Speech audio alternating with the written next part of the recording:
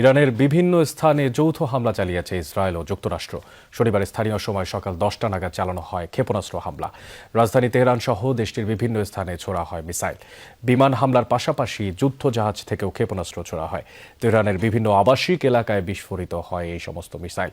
ধোঁয়ার কুণ্ডলি উঠতে থাকে বেশ কয়েকটি এলাকায়। এরই মধ্যে হামলার তথ্য নিশ্চিত করেছে ইসরায়েলের সামরিক বাহিনী আইডিএফ। মার্কিন কর্মকর্তার বরাত দিয়ে আল জাজিরাকে জানানো হয়েছে, ইসরায়েলের সাথে যৌথভাবে অভিযানে অংশ নিয়েছে যুক্তরাষ্ট্র। পাল্টা হামলার আশঙ্কায় এরই মধ্যে নিজ দেশের নাগরিকদের নিরাপদ স্থানে সরিয়ে নেয়ার নির্দেশ দিয়েছে নেতানিয়াহু প্রশাসন। দেশ জুড়ে বাজানো হচ্ছে সতর্কতা সাইরেন। অবশ্য এখনও ইরানের পক্ষ থেকে হামলার বিষয়ে কোনো প্রতিক্রিয়া পাওয়া যায়নি, জানা যায়নি ক্ষয়ক্ষতির কিংবা হতাহতের তথ্য। Around the area, but this has come from Israel. Yes, it has, and this was something that a lot of observers had.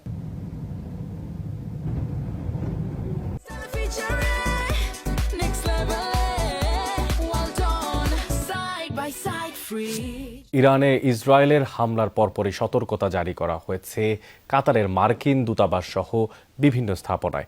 যুক্তরাষ্ট্রের কূটনীতিকদের নিরাপদ আশ্রয় থাকতে বলা হয়েছে।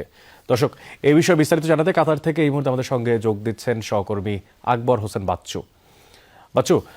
জানাবেন যে এই যে ইরানে ইসরায়েলের যে হামলা, এর পরপরই সতর্কতা জারি করা হয়েছে কাতারের মার্কিন স্থাপনাগুলোতে, সেখানকার বর্তমান পরিস্থিতি কেমন দেখতে পাচ্ছেন? যে হামলাটা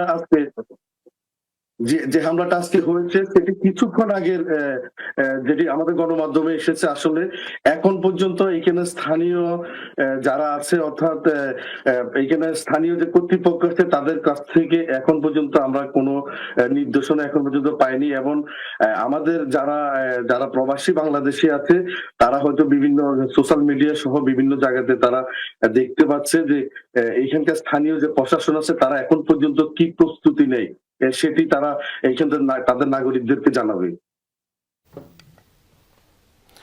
আমাদের সঙ্গে বাচ্চু, আপনি তো যুক্ত আছেন। এই যে ইরান ইসরায়েলের যে প্রসঙ্গ, সেই প্রসঙ্গের জায়গা থেকে একটু জানতে চাই যে বর্তমানে এই জায়গাতে কাতারের ভূমিকাটা আসলে কেমন হতে পারে?